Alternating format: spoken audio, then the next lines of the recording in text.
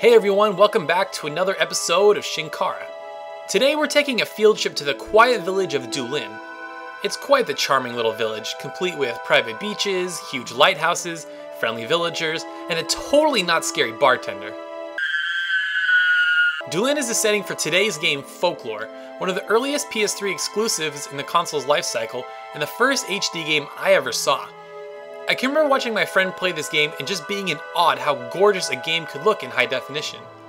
The environments and characters looked so crisp, far beyond anything I'd ever played up until that point.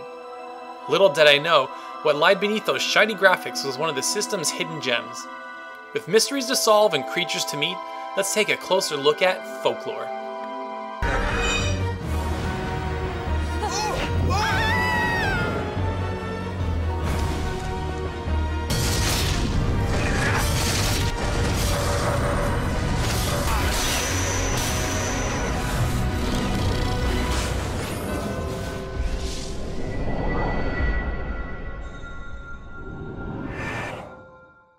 Folklore tells the intertwined story of a young college student, Ellen, and a journalist, Keats. Ellen receives a letter from her supposedly dead mother, telling her to meet her mother at a village called Dulin. While not likely to be her mother, Ellen simply can't ignore the letter. Keats, meanwhile, receives an eerie phone call from a woman telling him to meet her at Dulin as well, but for fear of being attacked by fairies. Something like this may sound odd, however, Keats makes a living investigating the paranormal and simply can't pass on this opportunity. The two eventually cross paths in the village and work together now and again to piece together the mysteries it holds.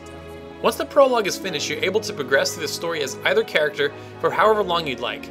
You can play through the entire game as one character and then the next, or keep pace and switch off characters every chapter.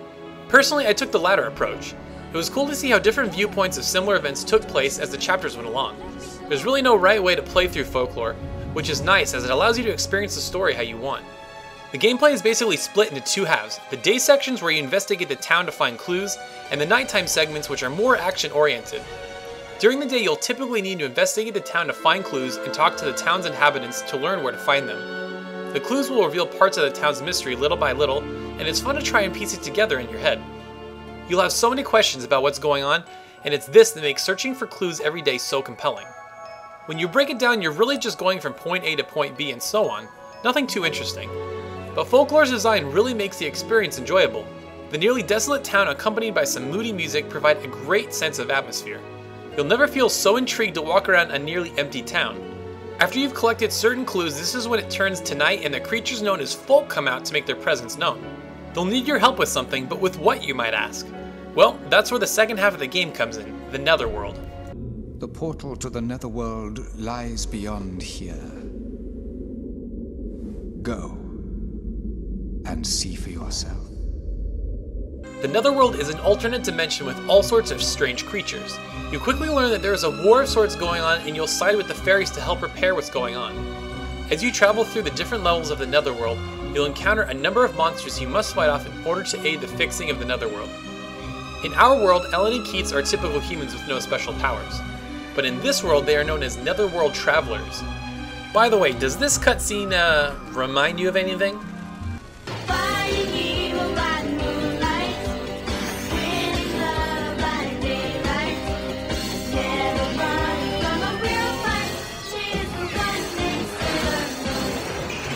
As travelers, they have the power to command various folk. This aspect gives Folklore a Pokemon feel in that there are tons of these folk to collect and use in battle. Much like Pokemon, you must weaken them first before you can absorb them.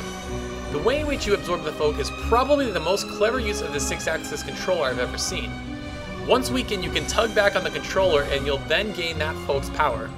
Some bosses use this mechanic many different times throughout fights that give them a great sense of tension.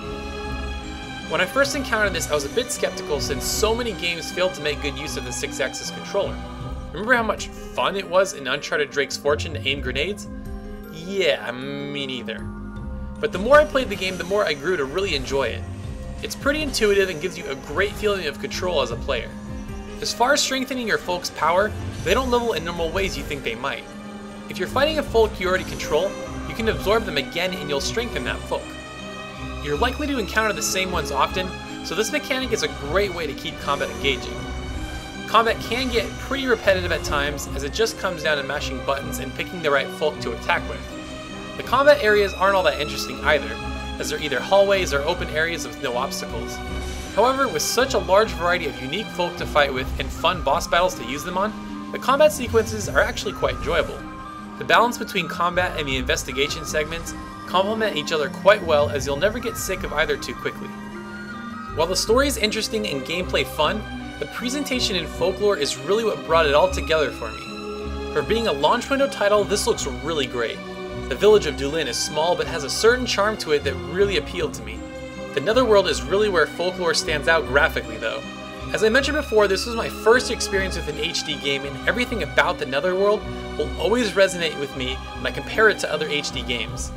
The environments are absolutely gorgeous. The varied color scheme across lush terrain really popped to create a memorable visual style. Whenever you think of Folklore, you'll no doubt remember it for its red and purple color patterns. The soundtrack is also fantastic. The mix of ambient and moody tunes create an amazing sense of atmosphere. I was so engrossed with the game, especially during the Dulin sections, due in large part to the music. While not epic, it's the simplicity of the soundtrack that just works. Voice acting is pretty solid overall as well, especially the various folk you meet. Need to be careful! This guy, he'll suck the life out of you just to spite you! Lucky for me, I'm already half dead! Although I wish the cutscenes didn't play out in these weird comic panel-esque sequences, as they kind of pull you out of the experience and you'll just wish it was character models on the environments. Thank you. I appreciate it. I'll get there on my own. Folklore is a really unique game that I feel is rather underappreciated. It may have gone unnoticed since it was a launch game, but it's definitely a really great title worth checking out. The unique design, interesting story, and fantastic visuals mixed together to form one of the PS3's best hidden gems. Clocking in at around 20 hours and available for probably less than $20, Folklore is certainly worth a look. Well, I hope you enjoyed this little trip to Dulin. If you ever make another visit here, make sure you lock your doors at night. You don't want Mr. Scarecrow to come sneaking into your room in the middle of the night. Thanks once again for watching everyone, and we'll see you next time.